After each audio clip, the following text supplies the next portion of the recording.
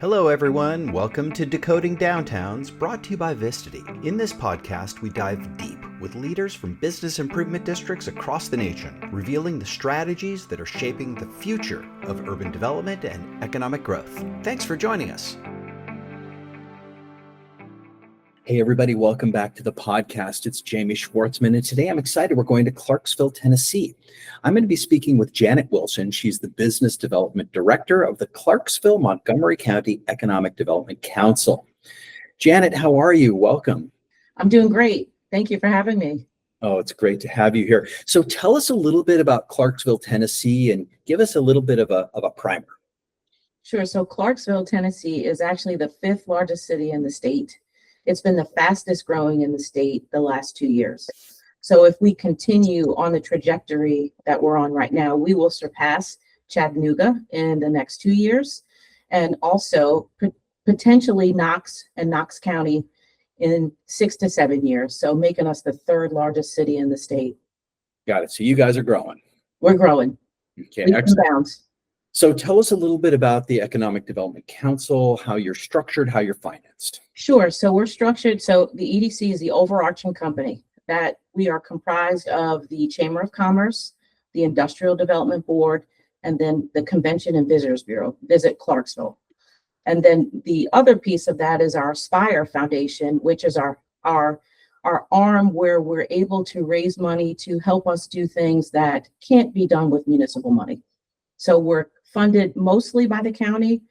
We were funded a little bit by the city, but that funding went away in this new fiscal year that just started July 1 of 2024. How are you guys doing from a budget standpoint? We do pretty good. But again, you're never fully funded. You could always use more money. Again, especially with a city, a municipality like ours, with all of the growth, we're really a small organization that gets a lot done. So we could always use more funding, but we do great with what we get from the county. And again, from our Aspire Foundation, which are the top 50 to 80 businesses here in Clarksville-Montgomery County that support those efforts. I see. So tell us a little bit about what it means to be the Business Development Director. Busy, passionate. I'm a native New Yorker, so I take a lot of those things that I probably took for granted. I grew up on Long Island. I lived in Manhattan for 9 years that I took for granted there. And really, I think it helps frame my vision for what I want and what I see for downtown Clarksville and then Clarksville as a whole. So it's great. I love my job. How's the transition been, moving from the big city, into a place like Clarksville? Initially, it was a little tough, but we're going on 15 years now in October. And so what I'll say is when I first moved here, I used to say, well, we could do this better. We could do this. And now to have a hand in how that actually sort of shapes out for the community is really sort of, it's fruitful. Great. So tell us a little bit about, some of the things you're doing and what's going on, how your organization plays a role in economic development. Sure. So we, prior to the last 2 years, our main focus and main really drivers were bringing in jobs to the industrial park. And so here, and I think this is a trend across the country, quality of life is so important. So it's great that we can bring in the jobs like a Google and Amazon and LG. We landed the largest foreign direct investment company in the state last year with LG Chem at $3.2 billion. But however, we want to be able to provide things for people to do while they're here. We want them to be able to come downtown and walk around and go to concerts and, walk on the river and all of those things. And so really, those are the efforts, us all working together to make those things happen. So the urban livability, providing, things for people to do so they have the right kind of lifestyle. Absolutely. And we want to be able to retain and attract our best talent. We have a 4-year institution here, Austin Peay State University, a Division I, a great school. I went to undergrad and graduate school there. We want to be able to retain those graduates when they leave. We also have TCAT. We also have National State. So we want to be able to keep those people here, but then also put them in great jobs. So just all hand in hand with everything that we do. How's affordability there? Affordability is good, but again, with growth, we still need to focus on that. Again, you want to make sure that you recruit the right jobs at a certain amount so that again, you can afford what we have in our community.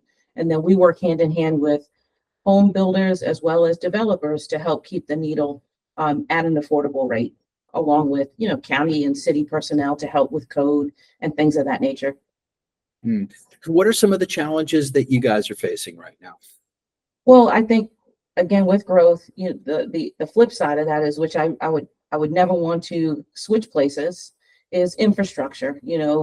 People always say, why didn't we have the roads before all the people came? Well, there's really no need to have the roads if the people aren't there. So, mitigating that. Also making sure food deserts, you address those food desert areas.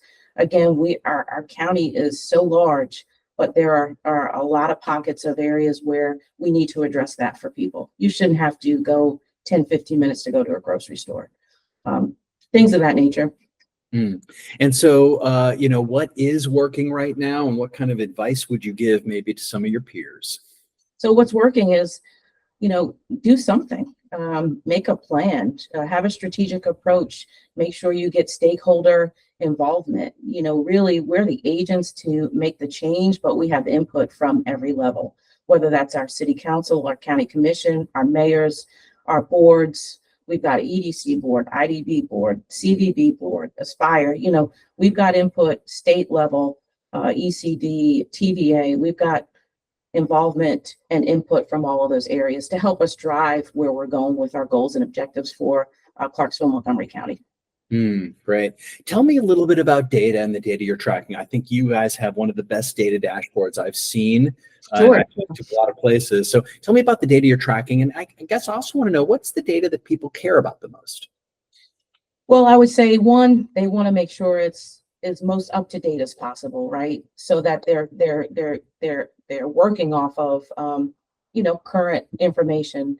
And really, we try to make sure that we source that key data, so people like who might be interested in coming here, developing or opening a business, they're making their decisions off of the most informed information, right? So data accuracy. Timeliness. I think one of the things with our website is that you can filter down to what you really want. So it's a dynamic tool. It's not static. And so I think that might separate us from most, because again, we want you to be able to find what you need, not what we want to provide you. So do people use that data a lot? Absolutely, all the time. And so I did pass along, you gave me some feedback and I passed along. We have an excellent marketing team of 2, but they do, they knock it out of the park with all of our campaigns, our marketing collateral, rebranding, all things of that nature. So how, are you telling the story of economic development? Sure. So again, stakeholder involvement is key, because again, we don't want to be the ones dictating the story. We want to gather the information, but we want to execute so that there's no surprises, right? We educate our leaders. We do print media. We do, again, education to our city council, county commission. We're doing billboard campaigns. The gamut. Our website, we do socials, all kinds of things. And each one of our agencies does a great job with making sure we are really hitting the mark for the areas that we focus in. So all of those marketing mediums.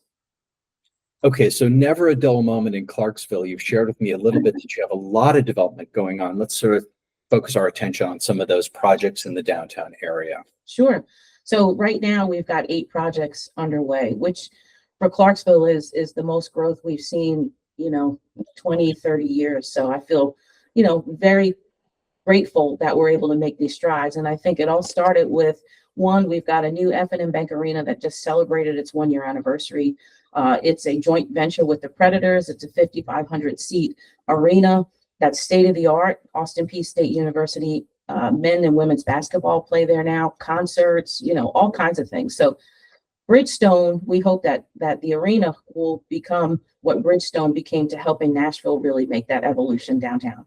So that's the first part. And then we've got a new hotel coming in. We've got retail. We've got 2 new garages to support all of this growth.